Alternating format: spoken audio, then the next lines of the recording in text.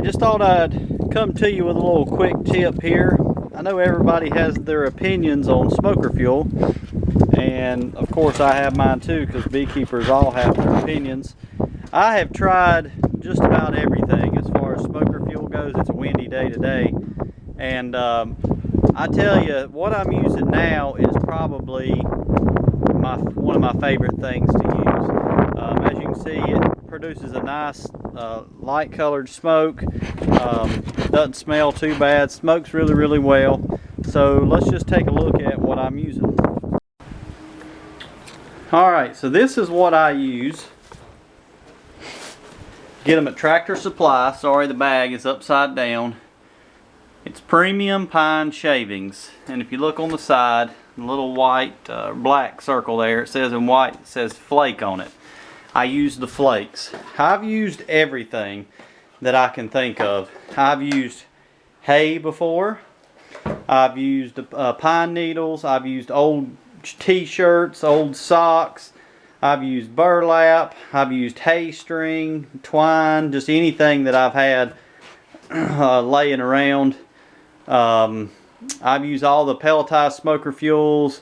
I've used pretty much everything that I can come up with. And these pine shavings are about the cheapest. I used to use I used to use sawdust for when I'd make my own equipment. I'd take sawdust and put sawdust in there and light it.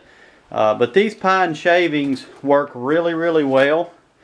So in a bag of these, they're packed really tight. It's like a vacuum packed bag, and there is just a ton of pine shavings. I mean, a handful like that will do you a couple handfuls like that will pack the biggest smoker, which is the one I use. I can take a couple handfuls and it'll last me for several hours. And they're cheap. You can buy a bag like this for $4 to $6 depending on where you're at. And so they're really cheap and inexpensive. Now the way I carry mine around, let me lock this back.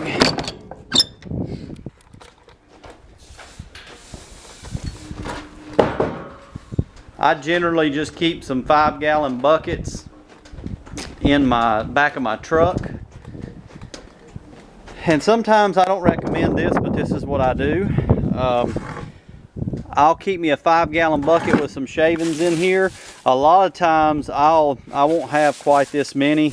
I'll keep just enough for a smoker or two in there, and then I'll actually stick my smoker down in the bucket. See, there's too many pine shavings in this bucket, but I'll just put enough for a smoker or two, stick the smoker down in the bucket, and then I put a lid on top of the bucket. And what that does is that keeps my smoker from the wind from hitting it driving down the road, and from it like really blowing smoke and getting red hot. It keeps it from doing that.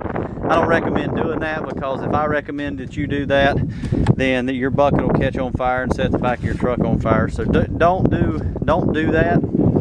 But that is what I do. I'll pack my smoker before I head out to my bee yards, and then I'll put me several handfuls in the bottom of the bucket. I'll throw it in there, and then when I'm driving from yard to yard, the smoker goes in the bucket with a lid on top, and it keeps it from smoking real crazy. Because basically, and a lot of times it'll almost put the smoker out, because there won't be any oxygen in here. You know, it'll choke itself out and smother itself. So that's what I do. I just thought I would bring that to you. A lot of people, you can buy a lot of these very expensive things, but you can go just about any Walmart, Lowe's, Home Depot, Tractor Supply, Rural King, any of those places, and get you a pack of the pine shavings, and they work really well. All right, y'all have a good one.